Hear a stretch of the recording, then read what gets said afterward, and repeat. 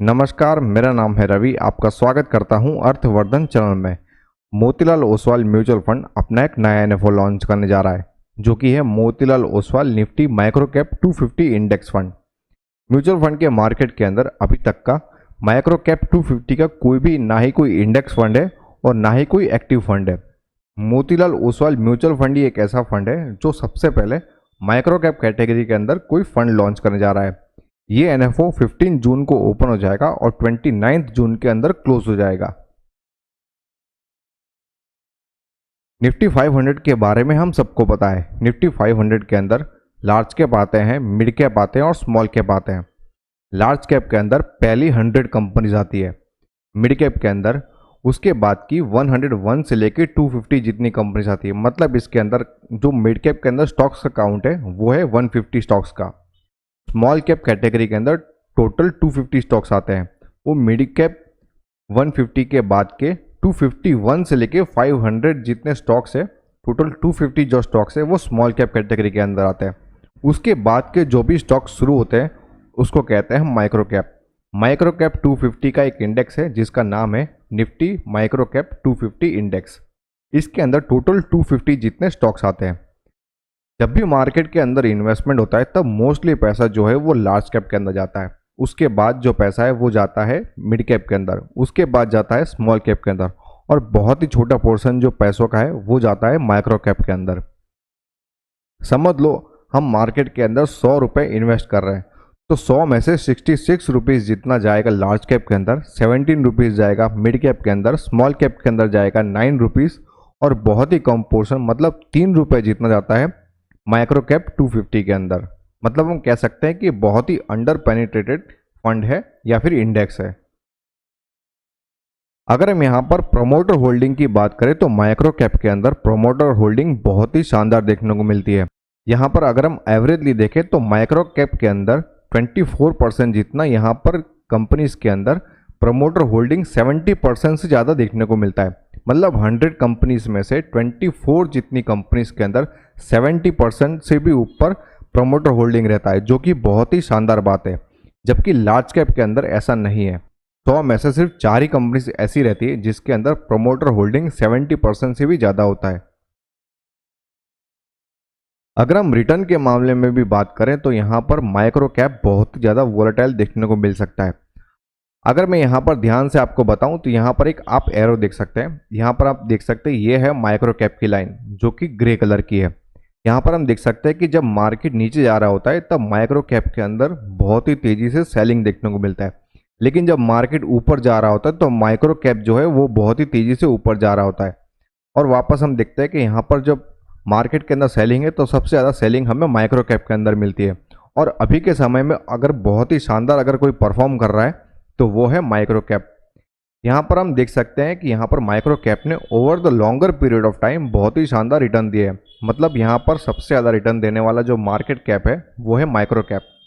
यहाँ पर कंपैरिजन के लिए हमने Nifty 50 TR index, Nifty small cap 250 TRI index और निफ्टी माइक्रो कैप 250 यहाँ पर शामिल किया हुआ है कंपैरिजन के लिए।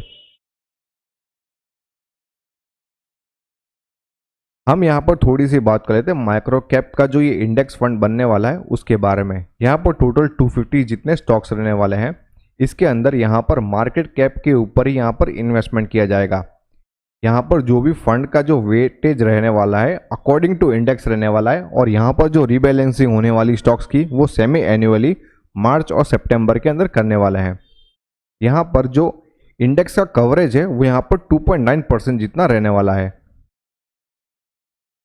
इस इंडेक्स के अंदर टॉप 10 स्टॉक्स कौन से हैं वो आप यहाँ पर अपने स्क्रीन के अंदर देख सकते हैं।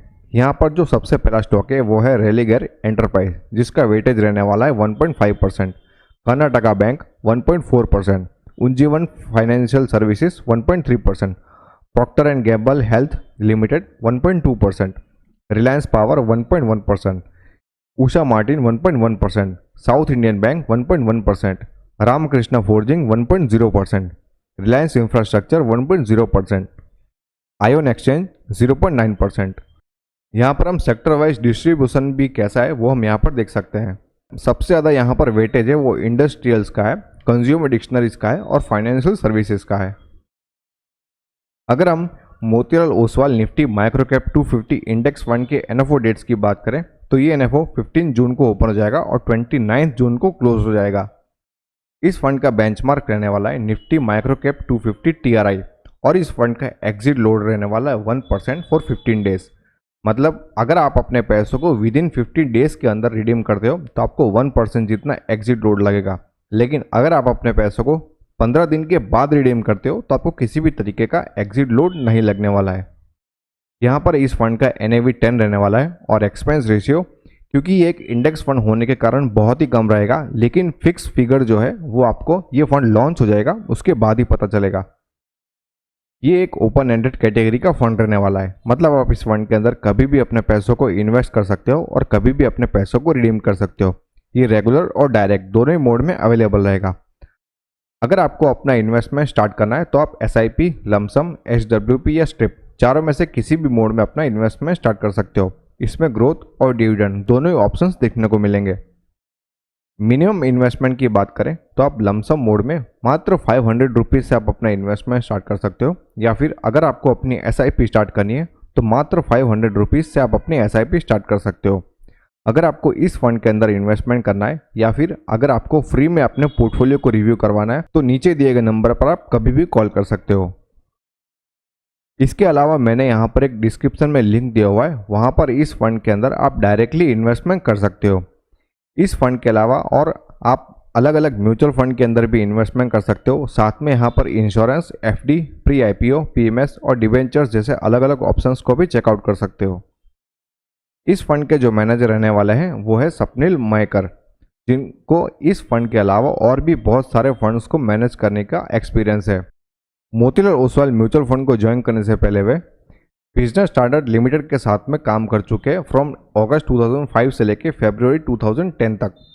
अगर इनका एजुकेशन क्वालिफिकेशन चेक करें तो इन्होंने अपना MCOM कंप्लीट किया है मुंबई यूनिवर्सिटी से और साथ में इन्होंने अपना advance diploma in business administration complete किया है वेलिंगकर, मुंबई से।